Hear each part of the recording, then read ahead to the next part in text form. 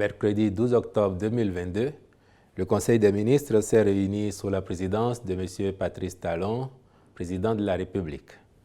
À l'issue de la séance, les décisions suivantes ont été prises. Au chapitre des mesures normatives, en point 1, transmission à l'Assemblée nationale pour examen et vote des projets de loi de finances rectificatives pour la gestion 2022 et de la loi de finances pour l'année 2023. La révision sollicitée de la loi de finances en cours d'exécution intervient pour tenir compte notamment des effets de la guerre en Ukraine, de la conclusion, au mois de juillet 2022, d'un nouveau programme économique et financier avec le Fonds monétaire international ainsi que de certaines préoccupations spécifiques des populations recueillies lors de la tournée gouvernementale de mai 2022. En somme, le projet de loi de finances rectificative s'équilibre en ressources et en charges au montant de 2 956 661 millions de francs CFA contre 2 541 203 millions de francs CFA initialement prévus, soit une hausse de 16,3%. Cette augmentation se justifie, entre autres, par la prise en compte au budget de l'État des mesures de sécurité et de soutien au pouvoir d'achat des ménages, l'objectif étant de renforcer les dépenses sociales au bénéfice des populations les plus vulnérables. S'agissant du projet de loi de finances pour la gestion 2023, il s'équilibre en ressources et en charges à la somme de 3 033 337 millions de francs CFA. À cet effet, il y a lieu de préciser qu'en matière d'orientation, la politique budgétaire pour l'année prochaine est en parfaite cohérence avec les ambitions du gouvernement en matière de gouvernance économique et sociale. Ainsi, le projet de loi de finances postule un taux de croissance du PIB de 6,5% en 2023 contre 6% attendu à fin décembre 2022, un déficit budgétaire donc compris qui s'établirait à 4,3% du PIB, un taux d'inflation maîtrisé et un niveau d'allocation de ressources aux actions à sensibilité sociale qui atteindrait 45,6% du budget général, soit plus de 1 000 milliards de francs CFA. Les ministres chargés du développement et des finances, ainsi que les autres ministres, assureront les discussions sur ces documents budgétaires devant la représentation nationale. En point 2, création de la cellule stratégique de développement du secteur de l'électricité. Les réformes structurelles mises en œuvre dans le dit secteur favorisent une amélioration continue des performances. À cela, il faut ajouter l'installation d'opérateurs privés et la création progressive d'un cadre visant à accueillir les acteurs privés concessionnaires d'actifs de production. Il en est de même des concessionnaires de distribution dans le monde rural, y compris l'ensemble des autoproducteurs industriels ou domestiques. En raison des risques qu'engendrerait la multiplicité des acteurs, faute d'une synergie des opérations dans le secteur, le gouvernement a décidé d'approfondir les réflexions sur les rôles et responsabilités respectifs de ces derniers et de proposer les règles qui régiront leurs interactions. Celles-ci ont abouti à la création d'une cellule chargée de s'assurer que la progression de l'ensemble des projets est compatible avec les objectifs poursuivis et, en particulier, celui de répondre à la demande d'énergie de manière efficace et compétitive. À défaut, elle proposera toutes les mesures correctives nécessaires. Elle aura notamment pour mission de programmer et coordonner la réalisation des études permettant la prise de décision concernant les choix énergétiques structurants ainsi que celles visant à faire évoluer l'organisation du secteur électrique et les rôles de chacun des acteurs y intervenants. Participer au développement des projets du secteur pour lesquels une mise en concession des ouvrages est prévue en veillant particulièrement à préserver les intérêts de l'autorité concédante. Contribuer à la mise en œuvre du plan stratégique de développement du secteur électrique, contribuer à l'appréciation ou l'évaluation des projets de partenariat avec le secteur privé. En point 3, création et approbation des statuts de l'Agence nationale de recouvrement des avoirs confisqués et saisis. En vue d'enrayer durablement la spirale des délits et crimes économiques, les actes du terrorisme, la piraterie en mer et les diverses formes de trafics illicites, le législateur a fait le choix du renforcement de la répression par la prise de nouvelles mesures. Elles sont destinées à assurer l'efficacité de la sanction ainsi que de la politique pénale en vigueur. Il s'agit notamment de la mise en place d'un établissement public chargé du recouvrement de tous avoirs, biens mobiliers corporels ou incorporels, immobiliers, divis ou indivis, confisqués et saisis ou faisant l'objet d'une mesure conservatoire pénale et qui nécessite, pour leur conservation ou leur valorisation, des actes d'administration ou d'aliénation. Aussi, ces mesures coercitives intègrent-elles des actions de ciblage des produits générés par les activités illicites, en particulier les avoirs et biens qui ont fait l'objet de confiscation et de saisie dont il y a lieu de confier le recouvrement et la gestion à une agence dédiée. Ce faisant, notre pays se conforme aux recommandations de l'évaluation mutuelle du JIABA de mai 2021 aux fins de relever davantage son niveau d'efficacité en matière d'enquête et de poursuites relatives au blanchiment de capitaux. En point 4, création de l'agence Bénin Tourisme. Le gouvernement fait de la promotion du tourisme l'un des piliers majeurs de l'économie nationale en pleine transformation structurelle. C'est dans ce cadre que des investissements massifs sont engagés pour étoffer l'offre de notre pays en la matière. Ainsi, en vue de prendre réellement en compte le développement des opportunités touristiques du Bénin sur le marché international et d'améliorer de façon substantielle la contribution de ce secteur au produit intérieur brut, il a été élaboré un programme pour assurer une meilleure promotion de la destination Bénin. Celui-ci s'articule autour de 70 actions majeures avec pour objectif général d'atteindre, d'ici à l'horizon 2030, le seuil de 2 millions de touristes par an et de générer plus de 700 000 emplois avec des ressources substantielles. C'est pour conduire la mise en œuvre de ce programme que la création de l'agence Bénin Tourisme est autorisée par le Conseil. Elle aura pour mission de coordonner toutes les actions visant à promouvoir et à renforcer le positionnement touristique du Bénin sur le marché international. À cet effet, en plus de prendre en charge les volets contrôle, formation et sensibilisation à la qualité, ses principales attributions sont contribuer à développer l'attractivité touristique du Bénin en apportant l'expertise en ingénierie afin d'accroître la compétitivité des acteurs du secteur, analyser les offres des marchés touristiques et proposer des mesures pour l'amélioration des offres nationales en la matière, développer l'offre touristique béninoise et la commercialiser au moyen des partenariats avec les acteurs spécialisés, optimiser la qualité des prestations liées au tourisme et mettre en œuvre des mesures pour développer la fréquentation touristique, accompagner les partenaires au niveau déconcentré et les entreprises privées dans leurs opérations de marketing et de promotion touristique au Bénin comme à l'international,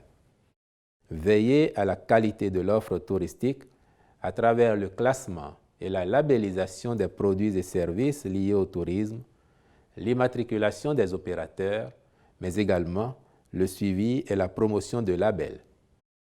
Assurer la coordination des opérations ou activités se rattachant au renforcement de l'attractivité du Bénin. À cet égard, l'agence vient en appui au ministère en charge du tourisme qui définit les normes, délivre les licences, les labels et classements. Au regard des ambitions qui lui sont assignées et de son champ d'intervention, elle est rattachée à la présidence de la République avec un conseil d'administration, lequel est appuyé d'un conseil de développement touristique dont le rôle est de définir les orientations stratégiques.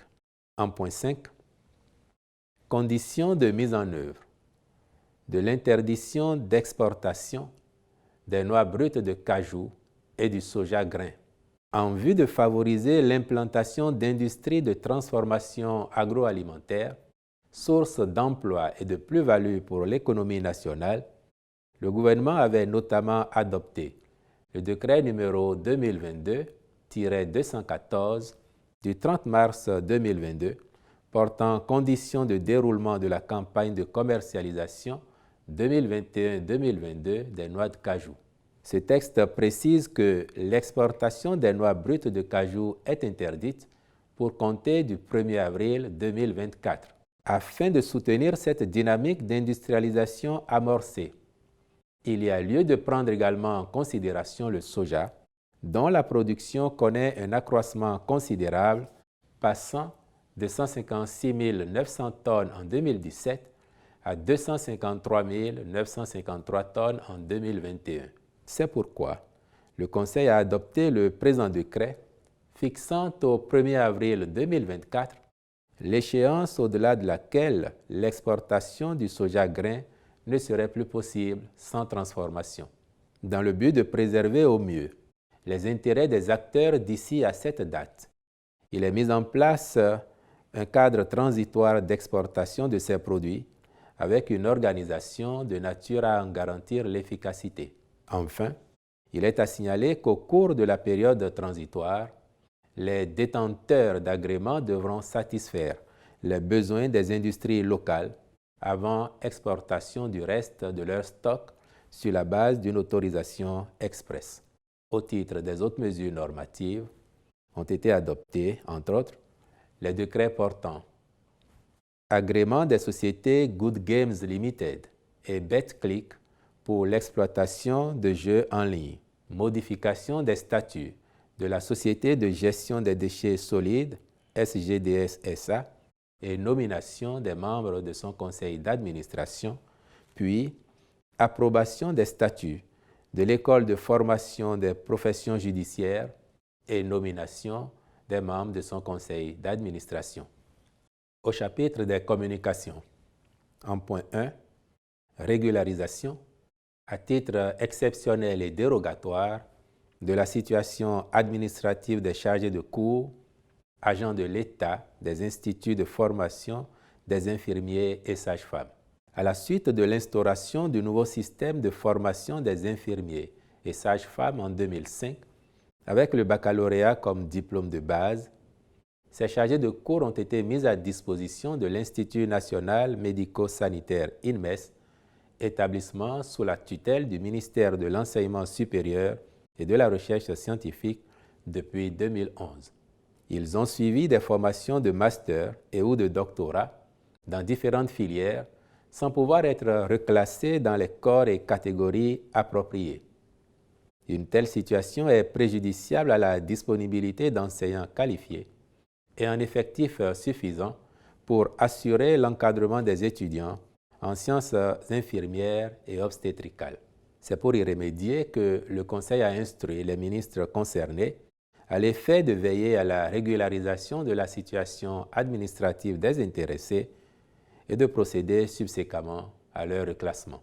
En point 2, mise en place d'un logiciel de test de plagiat dans le cadre de la constitution de la base de données numérique du fichier national des aspirants au métier d'enseignant du supérieur. Dans le cadre de la mise en œuvre de la stratégie du gouvernement visant la promotion et le développement d'un enseignement supérieur de qualité, il est envisagé l'instauration d'un mécanisme de lutte contre le plagiat. Il s'agit de promouvoir une production scientifique de haute facture qui traduise la matérialité de l'excellence au niveau de l'enseignant du supérieur. Ce faisant, il est attendu une écriture plus vertueuse des articles scientifiques, mémoires et thèses en parfaite conformité avec les normes internationales et des règles édictées par le Conseil africain et malgache pour l'enseignement supérieur CAMES. À cet effet, le Conseil a marqué son accord pour la conclusion d'un contrat en vue de la mise en place d'un logiciel de test de plagiat et instruit les ministres concernés d'accomplir toutes les diligences à cette fin. Par la même occasion, il a été autorisé le lancement de l'inscription au fichier national des aspirants au métier d'enseignant du supérieur. En point 3, prestations portant sur la sûreté, le service d'accueil et d'entretien des pavillons présidentiels et ministériels de l'aéroport international de Cotonou.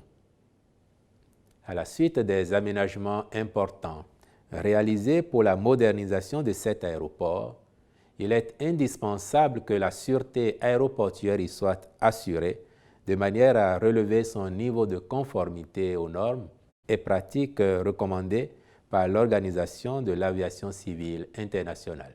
Plusieurs audits réalisés ont en effet révélé la nécessité d'améliorer certains aspects dans l'organisation actuelle du cadre institutionnel de mise en œuvre des contrôles de sûreté par rapport aux normes internationales et communautaires. D'où l'importance de procéder à une profonde réorganisation. Par ailleurs, la réhabilitation des pavillons présidentiels et ministériels appelle, au regard de la noblesse de ces espaces, le besoin d'assurer un entretien de qualité pour les maintenir dans un état de service à la hauteur de l'image de marque de notre pays. C'est pour ces raisons que le Conseil a marqué son accord pour la conclusion, à ces fins, de contrats avec des prestataires expérimentés. En point 4, organisation d'un concours de recrutement de 150 fonctionnaires et personnels d'appui des douanes en 2022. L'administration des douanes a engagé d'importantes réformes destinées à la modernisation de ses structures et procédures afin d'améliorer ses services et d'accroître les recettes de l'État. Cependant, l'insuffisance de ressources humaines, en lien avec les départs à la retraite notamment, constitue une entrave à l'atteinte des objectifs. C'est donc pour prendre en charge les défis que l'administration des douanes doit relever en termes de mobilisation des recettes et de lutte contre la fraude qu'il s'avère indispensable de procéder pour l'année 2022 au recrutement de 150 fonctionnaires des douanes à raison de 130 préposés, 10 contrôleurs et 10 agents. Les ministres concernés veilleront à la bonne organisation de ce concours. En point 5, compte rendu de faits de mauvaise gouvernance au Fonds national de développement agricole FNDA. Le ministre de l'Agriculture, de l'Élevage et de la Pêche a fait au Conseil un point relatif à des faits de rançonnement et de perception de commission dont certains responsables du dit fonds seraient auteurs au préjudice de producteurs agricoles bénéficiaires de subventions ainsi que de prestataires. En effet, à la suite de dénonciations, les principaux responsables du fonds ont été interpellés par la brigade économique et financière et font l'objet d'une procédure judiciaire. L'analyse des faits révèle donc une rupture de confiance avec les dits responsables et le Conseil a décidé de relever le directeur général de ses fonctions. Le ministre de l'Agriculture, de l'Élevage et de la Pêche est instruit à l'effet de saisir le Conseil d'administration pour la même mesure à l'encontre des agents impliqués, sans préjudice des poursuites judiciaires qui en découleraient. Saisissant cette occasion, le président de la République a rappelé aux membres du gouvernement l'impérieuse nécessité de procéder à la promotion de la bonne gouvernance à tous les niveaux de l'administration publique. Au chapitre des rencontres et manifestations internationales, ont été autorisées à Cotonou la première édition du Forum national sur les objectifs de développement durable au cours du mois d'octobre 2022 et le 11e congrès de la région Afrique de la Confédération mondiale des kinésithérapeutes du 26 au 29 octobre 2022. Enfin, au chapitre des mesures individuelles, sur proposition des ministres respectifs, les nominations suivantes ont été prononcées au ministère de l'Économie et des Finances. Conseiller technique, coordonnateur de l'unité d'appui stratégique au ministre de l'Économie et des Finances, M. Nicolas Ndiaye. Au ministère du Cadre de vie et du Développement durable, directeur des systèmes d'information M. Abdou Aziz Sobabé Ali Taïrou. Au ministère des Petites et Moyennes Entreprises et de la Promotion de l'Emploi, directeur général de l'Agence de développement des petites et moyennes entreprises, M. Édouard M. Serlin, je vous remercie.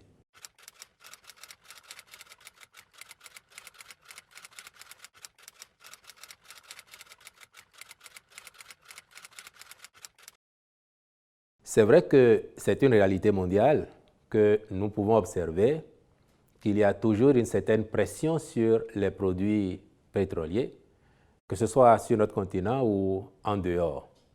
C'est vrai aussi, et vous avez pu l'observer, que dans la sous-région, tous les pays qui nous entourent ont dû procéder à un réajustement, voire à plusieurs réajustements depuis le début de l'année. Certains ont connu même jusqu'à 4 réajustements. Et c'est vrai que vous avez noté qu'au Bénin, depuis le réajustement effectué en mars 2022, il n'y en a plus eu jusqu'alors, malgré la situation que l'on connaît à l'international sur ces produits. Or, en mars 2022, il était indiqué que ces prix resteraient en vigueur 3 mois. Au bout de l'échéance, le gouvernement, de façon tacite, sur instruction du chef de l'État, malgré la situation à l'international, a décidé de reconduire ces prix. Mais il est une réalité que nous observons et que vous observez, comme je l'indiquais, dans la sous-région et dans les autres pays, y compris aujourd'hui dans nombre de pays occidentaux où l'on perçoit cette tension sur ces produits.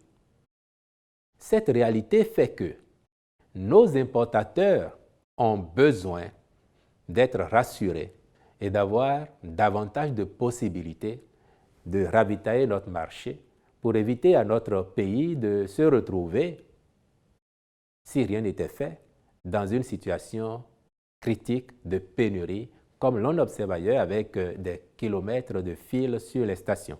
Parce qu'il va sans dire, les prix étant ce qu'ils sont, les conditions de transport étant ce qu'elles sont, il faut davantage de moyens. Le gouvernement a pris sur lui, pendant les 6 mois qui viennent de s'écouler, de mettre des subventions significatives qui aujourd'hui plafonnent autour de 90 milliards sur les 6 mois. Et donc aujourd'hui, il est question de regarder la réalité en face, de considérer les appels, à la limite, je dirais, au secours des importateurs pour qu'ils aient les moyens confortables pour ravitailler notre marché afin que le produit puisse être disponible en continu. S'il n'en tenait qu'à ces importateurs, les prix que nous appliquerions en station, y compris avec les subventions que l'État continue d'y mettre, devraient se rapprocher plus ou moins de la vérité des prix. Ce qui veut dire que l'on payerait par exemple le litre d'essence à 900 francs CFA et le litre de gasoil à 1100 francs au moins sur nos stations. Dans la sous-région, quand on observe, les prix vont de 675 à 850, et là, parce que les autres États aussi essayent d'apporter un peu de subvention. Est-ce qu'il fallait satisfaire les doléances des importateurs en allant, par exemple, jusqu'à 750 francs ou 800 francs pour l'essence, 900 francs, 950 pour le gasoil? Le gouvernement a discuté avec ses observateurs.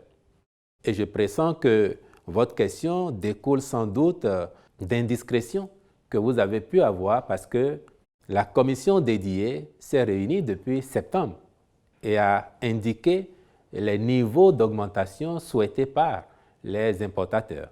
Le gouvernement a pris le temps de réfléchir et s'est dit que, quoique la situation exige un réajustement, il ne dérogerait pas à sa politique de soutien au pouvoir d'achat des populations. Laquelle réflexion l'amène à chercher le juste milieu, je dirais même le juste tiers ou le juste quart, parce que le juste milieu conduirait même à décider de prix plus importants que ce que le gouvernement a fini par accorder. À savoir que l'essence sur nos stations sera cédée à 650 francs Cela dit, c'est encore au jour d'aujourd'hui le prix le plus faible dans la sous-région et vous pouvez comparer d'un pays à l'autre. Le gasoil va être cédé à 700 francs CFA. Là aussi, nous sommes encore des plus compétitifs dans la sous-région. Et ça, c'est la réalité du moment qui nous l'impose.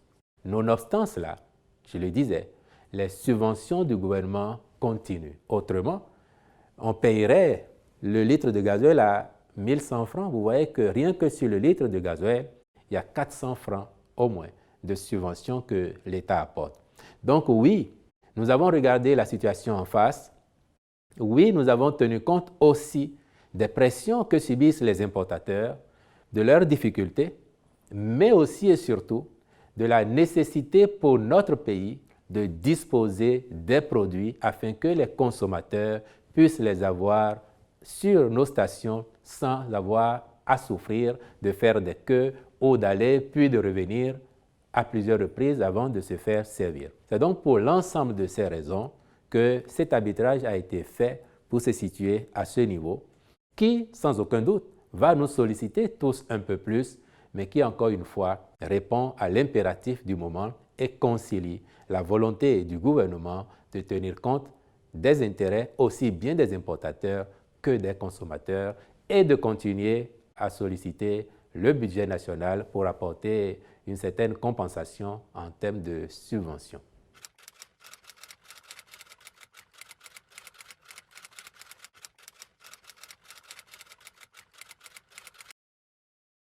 Le drame du CNHU, parce que c'est un drame, et il faut le dire.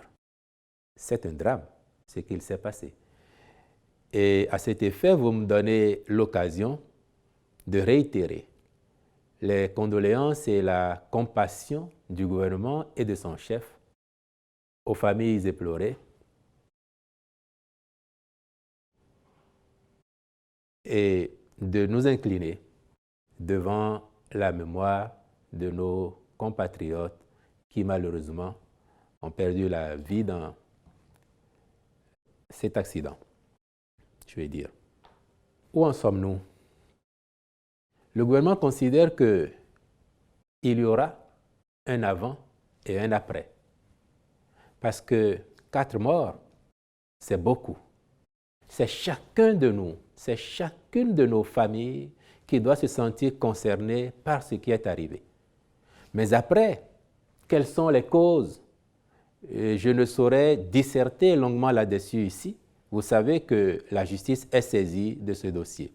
Mais ce que je peux vous dire, c'est que le gouvernement a régulièrement rempli sa part du contrat pour permettre au CNHU d'avoir les moyens de fonctionner. L'on a évoqué une coupure d'électricité. Une coupure d'électricité relativement courte en termes de durée, qui pour le gouvernement ne peut pas avoir été à l'origine de ce drame. D'autant plus que le gouvernement a mis à la disposition du CNHU des groupes électrogènes de grande capacité à l'état neuf. Nous en avons acquis en 2017 et nous en avons acquis pas plus loin qu'en 2021. Et parmi ces groupes, il y en a un qui est dédié spécialement au service de réanimation. Ce qui veut dire que très probablement, en attendant les conclusions de l'enquête judiciaire qui permettrait, le cas échéant, d'engager des poursuites judiciaires contre les personnes dont les responsabilités seraient engagées, le gouvernement est convaincu qu'il y a eu un dysfonctionnement quelque part. Quelle est la nature de ce dysfonctionnement? Était-ce du fait de la technique ou du fait de l'humain? Les enquêtes le diront. Mais en plus, sachant que le procureur de la République déposera un rapport à caractère judiciaire, le président de la République a instruit instamment l'autorité de régulation du secteur de la santé au fin de prendre en charge le dossier et de lui fournir à date un rapport administratif qui rende compte de ce qu'il s'est passé. Et au nom du président de la République, le président de l'autorité de régulation et certains membres de cette autorité se sont d'ailleurs rendus au domicile des familles éplorées pour leur porter de vive voix les condoléances et la compassion du chef de l'État et de son gouvernement, encore une fois, et les rassurer de ce que, conformément aux instructions du chef de l'État, toute la lumière sera faite sur ce qu'il s'est passé. C'est pour cette raison que je dis qu'il y aura un avant et un après. Parce que la finalité de toutes les réformes que le gouvernement a engagées, la finalité de tous les investissements qui sont faits dans le secteur de la santé, c'est précisément pour offrir des soins de santé de qualité optimale à l'ensemble de nos concitoyens. Mais à l'occasion, je voudrais dire, parce que nous avons pu entendre aussi un certain nombre de récriminations contre le CNHU et contre les agents qui y travaillent. Je voudrais, malgré la douleur qui nous étreint tous, malgré les expériences diverses que nous avons pu vivre à un moment ou à un autre, je voudrais que l'on ne blâme pas intégralement le CNHU. Il y a sans doute eu des erreurs de la part de certains agents ou un dysfonctionnement, comme je le disais tout à l'heure, lié à la technique, mais il y a aussi au CNHU nombre d'agents consciencieux, dévoués à la cause des usagers, à la cause des malades. Il y en a. Et il ne faudrait pas que par notre discours, nous en arrivions à les décourager, à leur faire croire qu'ils ont tort d'être aussi dévoués, quand bien même c'est leur rôle. Et je sais qu'à côté des drames qu'il y a eu par le passé, peut-être bien longtemps avant ou même récemment, et à côté de l'actuel, je sais aussi qu'il y a nombre d'expériences heureuses qui se vivent au CNHU, dans tous les cas. La dynamique du gouvernement, c'est de promouvoir des infrastructures, des équipements, mais aussi des hommes de qualité au service de la santé dans notre pays. L'hôpital de référence d'Abomey-Calavi, attendu pour bientôt, viendra renforcer encore plus cette offre et offrir davantage de gages de qualité et de satisfaction à l'ensemble de ses usagers. Et vous me permettrez à cet effet de lever l'équivoque. Parce que j'ai entendu récemment quelqu'un qui, se prenant pour un érudit de la matière, professait que l'hôpital de référence d'Abomey-Calavi appartiendrait à la France et qu'après sa construction, il serait exploité 20 ans par un certain groupe avant de revenir au Bénin, ce dans le but de permettre à ce pays de lutter efficacement contre l'immigration, notamment pour raisons de santé. Je dis formellement, ainsi que nous le disons depuis 2016-2017, cet hôpital est une propriété du Bénin. C'est le Bénin qui a levé des financements. C'est le Bénin qui a apporté le complément par les ressources du budget national. Et c'est le Bénin qui met toute l'attention qu'il faut afin qu'il soit réalisé aux normes et standards internationaux, que demain, ils servent de plateforme sanitaire pour des étrangers, africains ou d'ailleurs, qui viennent en tourisme sanitaire. Ce serait tant mieux pour nous, mais ça n'est pas une raison pour penser que ce que nous faisons avec autant d'efforts, avec autant d'engagement de nos concitoyens, serait la propriété d'un autre État. Et je laisse l'intéressé se raviser et sur la base des explications que nous fournissons.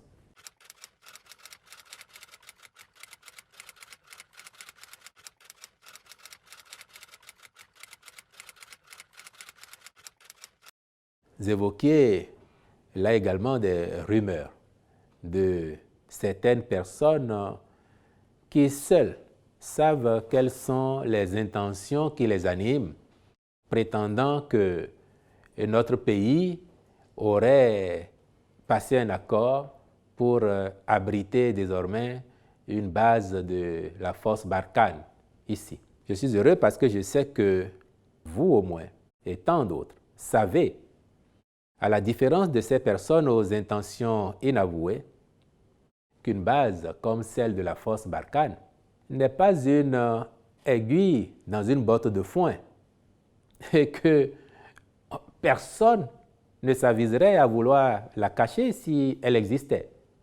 La preuve, le petit dispositif qui est en place à Kandi pour former nos soldats est perçu, à plus forte raison s'il y avait une artillerie lourde du genre de celle de la force Barkhane. À l'heure où nous parlons, je voudrais vous dire que, et nous l'avons toujours dit, on n'a jamais fait mystère de notre coopération militaire avec certains pays, comme la France, comme les États-Unis.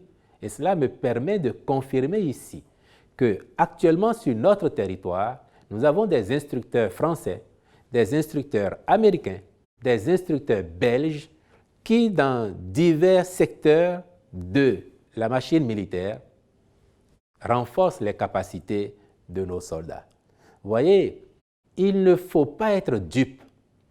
Le genre de discours tenu par ces personnes, qu'elles soient activistes ou non, ce genre de discours a un seul objectif, c'est troubler la quiétude des populations. Et il ne faut pas y céder. Vous verrez d'ailleurs que ces personnes, depuis que le gouvernement a mis sur la place publique la réalité de la situation, aucune d'elles ne s'est fendue d'un démenti de tests qu'elle a publiés par les canaux classiques ou par les réseaux sociaux pour dire « Ah, j'ai fait amende honorable, je m'étais trompé, maintenant j'ai les informations réelles. » Vous voyez, l'honnêteté intellectuelle recommanderait, si on s'est trompé de bonne foi, même peut-être en prêchant le faux pour avoir le vrai, que l'on revienne dire aux gens que l'on a pu induire en erreur, attention, je m'étais trompé, voici la réalité des faits. Il n'en est rien. Dans tous les cas, moi je peux vous rassurer que l'objectif du gouvernement, c'est de travailler à assurer la sécurité sur tout le territoire national et d'en favoriser le maintien de l'intégrité. Et nous travaillons précisément pour ne pas avoir besoin que s'installent chez nous des bases ou des détachements militaires qui viendraient en opération de terrain. C'est pour ça que nous travaillons inlassablement. Et c'est ça qui a porté encore ses fruits la nuit dernière. Lorsque dans Materi, des individus armés non identifiés, je dirais des djihadistes, parce que c'est le cas, ont essayé de s'en prendre à nous, d'aller poser une bombe. L'efficacité de nos soldats a eu raison d'eux. On a fait 8 morts dans leur rang. On a saisi et récupéré du matériel, des armes AKM chargées, mais aussi du matériel de communication.